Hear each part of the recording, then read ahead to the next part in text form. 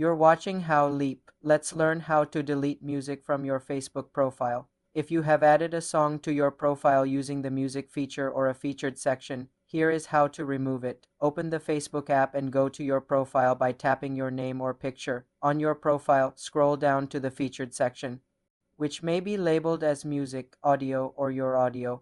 Find the specific song or playlist you want to delete. Tap on the three-dot menu icon in the corner of that music item.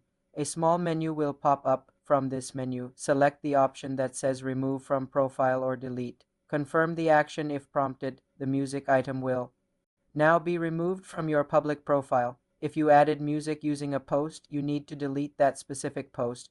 Go to your profile, find the post with the music, tap the three dots in the top right of the post, and select Move to Recycle Bin or Delete. Remember, this only removes it from your profile view.